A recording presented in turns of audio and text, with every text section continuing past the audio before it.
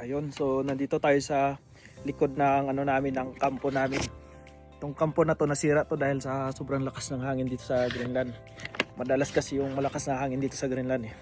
Paano nga ba mag-apply dito sa Greenland? Sagutin ko ng mabilisan yan mga kababayan kasi kahit mainit dito, sobrang lamig pa rin. So, alas 8 ng gabi rito mga kabayan dito sa Greenland kapag summer, kahit gabi ay may araw. Halos 24 oras na may araw dito sa Greenland kapag summer. So paano nga ba kami nag-apply dito sa Greenland? I-share ko lang sa inyo mga kabayan kung paano ako nag-apply papunta rin sa Greenland. Nag-apply ako rin sa Greenland mga kababayan nung nandun ako sa Japan. Bali, nag-apply ako sa Work NGL. Ang trabaho ko dati sa Japan mga kabayan ay carpentry. Itong Work NGL ay nalaman ko lang din to dahil kay Pinoy in Greenland. Tapos nag-abang-abang ako ng hiring na kagaya ng trabaho ko sa Japan bilang karpintero.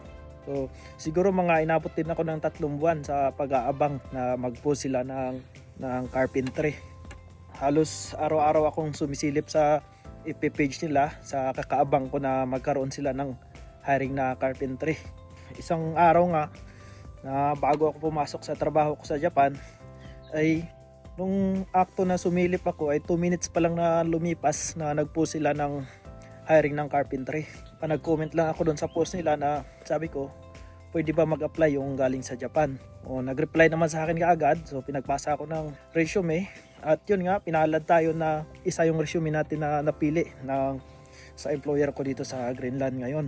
Yun mga kabayan, pwede kayo mag-apply sa Work NGL. Walang ibang Work NGL mga kabayan kung hindi lang ito.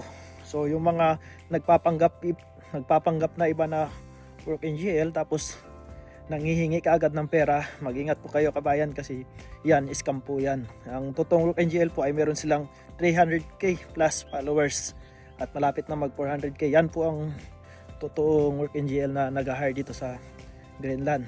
Kung di man po kayo pala rin sa Work NGL, hindi ba kayo mapili dyan, may iba pa rin naman pong option na maaari niyong applyan dito sa Greenland. Kasi itong mga kababayan ko dito, nag-apply daw po sila sa LinkedIn. Yung agrojob kasi sa Denmark mga kabayan, itong agrojob na to, pag nag-hiring sila, sa LinkedIn sila nagpo-post ng hiring nila, kung anong trabaho ang hinahanap nila. So pwede kayong gumawa ng account sa LinkedIn, tapos mag-abang-abang kayo ng mga hiring doon, tapos yun, pwede nyong applyan. So yung iba naman, direct sila nag-apply dito sa solid.gl. So yan yung website dito sa Greenland mga kabayan na nagpo-post ng mga job offer o mga hiring mismo dito sa Greenland. So pwede rin kayo mag-apply dyan sa solid.gl. So, kung may kamag-anak naman kayo rito, di maswerte kayo kasi pwede kayong mai-refer sa mga kakilala nila rito. So yun lang mga kababayan, tsaga-tsaga lang sa pag-a-apply. Wag lang magmadali. Kami rin naman, hindi naman kaagad na nag-apply kami ay pinalad kami kaagad. So abang-abang lang kayo. Tapos sipag at tsaga lang. Ingat po kayo lagi sa mga scammer.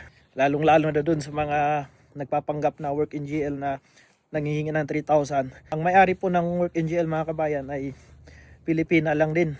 Bali, pwede nyong kausapin ng Tagalog. Pwede nyong tanong-tanongin kung sakali na nag-message po sa inyo.